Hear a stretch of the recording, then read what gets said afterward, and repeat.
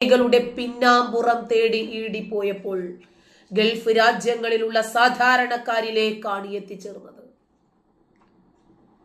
കാരണം പോപ്പുലർ ഫ്രണ്ടിന്റെ പ്രവർത്തനങ്ങൾക്കു വേണ്ടി, SDPIയുടെ പ്രവർത്തനങ്ങൾക്കു വേണ്ടി കോടിക്കണക്കിന് പണം വന്നുകൊണ്ടിരിക്കുവാണ്. എന്തിന്? ജീവകാരുണ്യ പ്രവർത്തനങ്ങൾ എന്നതിന്റെ പേരിൽ വിവിധ പോപ്പുലർ ഫ്രണ്ടിന്റെ ട്രസ്റ്റുകൾ പോപ്പുലർ ഫ്രണ്ട് എന്ന സംഘടനയെ നിരോധിച്ചിട്ടുള്ളൂ. അവരുടെ ചാരിറ്റി പ്രവർത്തനങ്ങളും സോഷ്യൽ മീഡിയ പ്ലാറ്റ്ഫോമുകളും എല്ലാം ഇവിടെയുണ്ട്. ട്രസ്റ്റുകൾ ഒരുപാട്, സ്ഥാപനങ്ങള്, വ്യക്തികൾ, ഇതിന്റെയൊക്കെ പേരിലുള്ള 35ഓളം സ്വത്തുക്കളാണ് ED അറസ്റ്റ് ചെയ്തു കൊണ്ടുപോയത്. 35.43 കോടി രൂപ വില മതിക്കുന്ന 19 സ്വത്തുവകകൾ ED കണ്ടുകിട്ടി. 22.13 കോടി രൂപ വില മതിക്കുന്ന 16 സ്ഥാപന സ്വത്തുക്കൾ പിടിച്ചെടുത്തു. ഇതൊക്കെ എവിടെ നിന്നാണ് ഇവർക്ക് വരുന്നത്? എന്തിനു വേണ്ടിയാണ് ഇവർക്ക് ഈ പണം കൊടുക്കുന്നത്?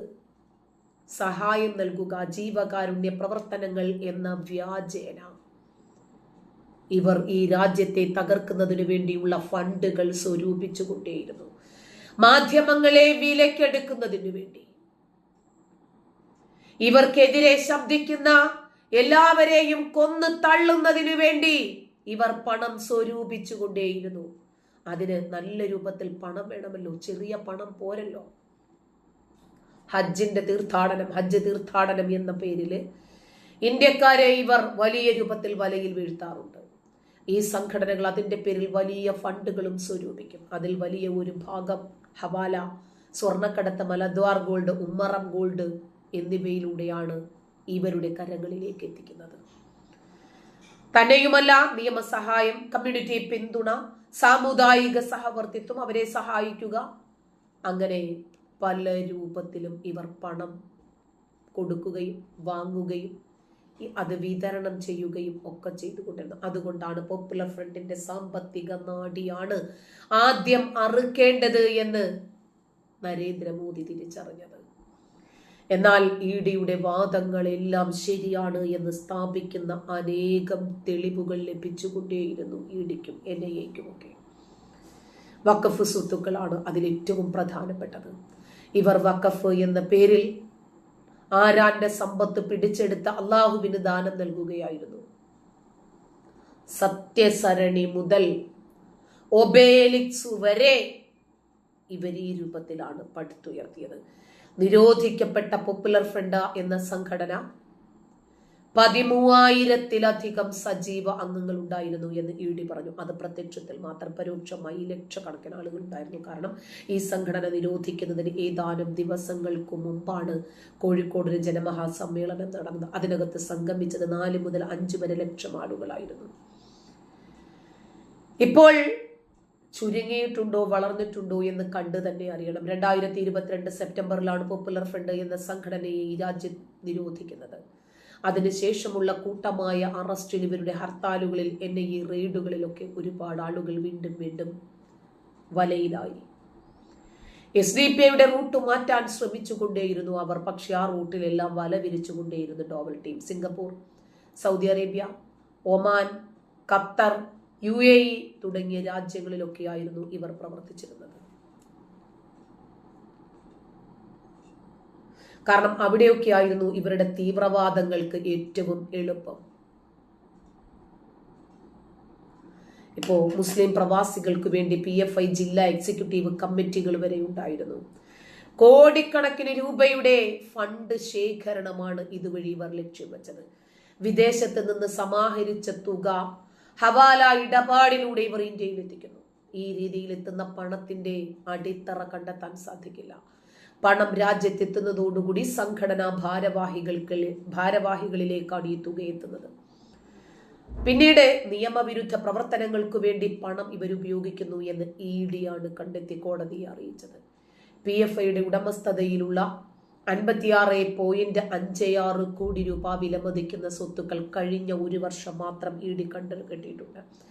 കള്ളപ്പണം വെളുപ്പിക്കൽ തടയൽ നിയമമുണ്ടല്ലോ, PMLA, അത് പ്രകാരം മുംബൈയിലെ സ്വത്തുക്കൾ കണ്ടുകെട്ടി ലോകത്തിന്റെ വിവിധ ഭാഗങ്ങളിൽ ഇവർ വിഹരിച്ചു കിടക്കുകയാണ്.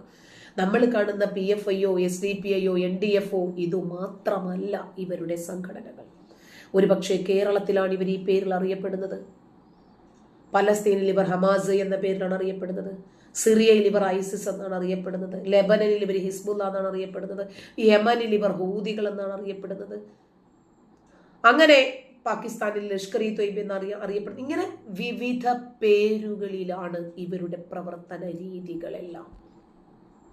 ഇവരുമായി ബന്ധപ്പെട്ട ട്രസ്റ്റുകൾ, കമ്പനികൾ, വ്യക്തികൾ, സ്ഥാവര ജംഗമ വസ്തുക്കൾ ഇതെല്ലാം ഈടി കണ്ടുകിട്ടി. ഞാൻ നിങ്ങളോട് ചോദിക്കുന്നത് ഒരൊറ്റ ചോദ്യമാണ്. നരേന്ദ്രമോദിക്കല്ലാതെ വേറെ ഏതെങ്കിലും ഒരു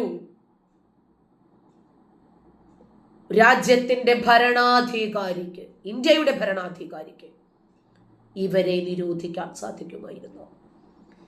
ഇവരുടെ ഈ സ്വത്തുക്കൾ കണ്ടുകെട്ടാൻ സാധിക്കുമായിരുന്നോ? ഇവർക്ക് തടയിടാൻ കഴിയുമായിരുന്നോ? ഇല്ല. നരേന്ദ്രമോദി ഇവരെ പൂട്ടുമ്പോൾ വെറുതെ ചില്ലകൾ വെട്ടിയൊതുക്കുകയായിരുന്നില്ല ചെയ്തത്. മെയിൻ ശിഖരങ്ങൾ വെട്ടിയൊതുക്കിയ ശേഷം ഇവരെ വേരോടെ പിഴുതുമാറ്റി അവിടെ തിളച്ച വെള്ളം ഒഴിക്കുവാണ് ചെയ്തത്. ഇനി വേര് പോലും കുരുക്കരുത്. മൗനി ബാബയ്ക്കായിരുന്നെങ്കിൽ സാധിക്കുമായിരുന്നോ? സാധിക്കുമായിരുന്നില്ല. ഇവരുടെ സഹായം ലഭിച്ചതോ ഇവർക്ക് വേണ്ടി പ്രവർത്തിക്കുന്നതോ ആയിട്ടുള്ള 25 ട്രസ്റ്റുകളും സ്ഥാപനങ്ങളും ഇന്നും കേരളത്തിൽ തഴച്ചു വളരുന്നുണ്ട്. മലപ്പുറത്തെ മഞ്ചേരിയിലെ സത്യസരണി ചാരിറ്റബിൾ ട്രസ്റ്റ്, കോഴിക്കോട് മീഞ്ചന്തയിലെ ഒബേലിസ്ക് എന്ന് പറയുന്ന പ്രോപ്പർട്ടീസ്, അതൊരു ഡെവലപ്മെന്റ് എന്ന അതിൻ്റെ പേര്. പിന്നെ കൊച്ചി ഇടപ്പള്ളിയിലെ കമ്മ്യൂണിറ്റി കെയർ ഫൗണ്ടേഷൻ, ഇടുക്കി മുരിക്കാശ്ശേരിയിലെ hill valley charitable trust, Kottayam Hidayathul Islam Sabha, Kariavattom human welfare trust ആണെന്ന് തോന്നുന്നു. ഇങ്ങനെ ഒരുപാടുണ്ട്.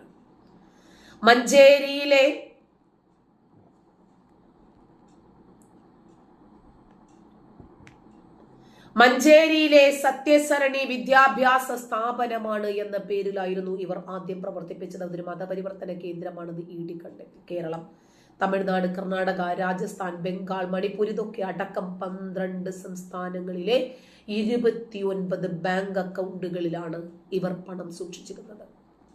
എന്തിനാ ഇത്രയും കോടികൾ?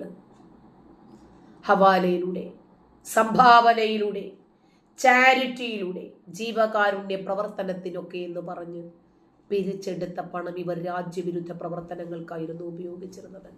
പോപ്പുലർ ഫ്രണ്ടിന്റെ പണത്തിന്റെ പ്രധാനപ്പെട്ട സ്രോതസ് ഗൾഫ് രാജ്യങ്ങളിലാണ്.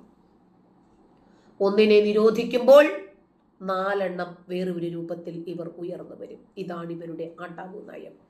ജീവകാരുണ്യ പ്രവർത്തനം, മനുഷ്യാവകാശ പ്രവർത്തനം, വിദ്യാഭ്യാസം, സംസ്കാരം, വെള്ളം എത്തിക്കുക, പഠനം എത്തിക്കുക, വസ്ത്രം എത്തിച്ചു കൊടുക്കുക, ആവാസ വ്യവസ്ഥയെ ഡെവലപ്മെന്റ് ചെയ്യുക, ഇതൊക്കെയായിരുന്നു ഇവരുടെ രീതികൾ. ഗൾഫിലെ ആട്ടിൻ തോലണിഞ്ഞ ചെന്നായ്ക്കളുണ്ട് ഒരുപാട്.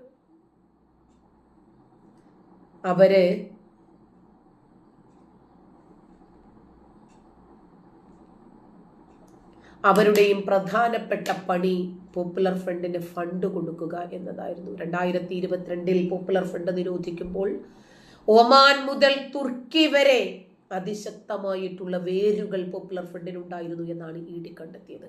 ആട്ടിൻ തോലണിഞ്ഞ ചെന്നായയെ പോലെ വിവിധ രാജ്യങ്ങളിൽ വിവിധ രൂപത്തിൽ വേഷം മാറിയായിരുന്നു ഇവരുടെ പ്രവർത്തനം. ഇന്റലിജൻസ് വൃത്തങ്ങൾ നൽകുന്ന വിവരപ്രകാരം ഗൾഫ് രാജ്യങ്ങളിൽ ഇന്ത്യ ഫ്രട്ടേണിറ്റി ഫോറം ഇതൊക്കെ കേൾക്കുമ്പോൾ എന്തോ ഒരു ഗുമ്മ തോന്നും നമുക്ക്. അതെ, Indian social forum, Rehab Indian foundation, ഇതിനെയൊക്കെ അന്ന് നിരോധിച്ചു കേട്ടോ. കേന്ദ്രം നിരോധിച്ചു. പോപ്പുലർ ഫ്രണ്ടിന് ഈ സംഘടനയുടെ ഒക്കെ തലപ്പത്ത് നിൽക്കുന്നത് അവരാണ് എന്ന് മനസ്സിലാക്കി. ഇനി ജമാഅത്തെ ഇസ്ലാമി, PFI, SDPI ഇതെല്ലാം ഒന്ന് തന്നെയാണ്. കേരളത്തിൽ നിന്നുള്ള ഈ നേതാക്കളെല്ലാം ഏതാണ്ട് ഒരുപോലെ തന്നെയാണ്. ഇവരൊക്കെ UAE സന്ദർശിക്കുമ്പോൾ എവിടെയാണ് പോകുന്നത് എന്ന് നോക്കിയാൽ മതി. അബുദാബി, ദുബൈ, സൗദി, കൂടാതെ ഇവർക്ക് ഒരുപാട് എമിറേറ്റ്സ്, ഇന്ത്യ ഫ്രട്ടേണിറ്റി ഫോറം, ഒരുപാട് സംഘടനകളുണ്ട് എല്ലായിടത്തും. കർണാടക ചാപ്റ്റർ, ദുബൈയിൽ പോപ്പുലർ ഫ്രണ്ടിന്റെ മുന്നണികളായിട്ട് പ്രവർത്തിക്കുന്ന ഒരുപാട് കേരളത്തിലെ മലയാളികളുണ്ട്. ഒമാനിലെ സോഷ്യൽ ഫോറം. പറഞ്ഞു വരുന്നത് ഇത്രയേ ഉള്ളൂ. കുവൈറ്റിലാണെങ്കിലും അങ്ങനെ ലോകത്തിന്റെ നാനാഭാഗങ്ങളിലും ഇവർ ഒരേ ലക്ഷ്യത്തിനു വേണ്ടി വിവിധ പേരുകളിൽ ഇവർ പ്രവർത്തിച്ചു കൊണ്ടേയിരുന്നു. അത് തന്നെയാണ് ഇന്ന് കേരളത്തിലും കാണുന്നത്.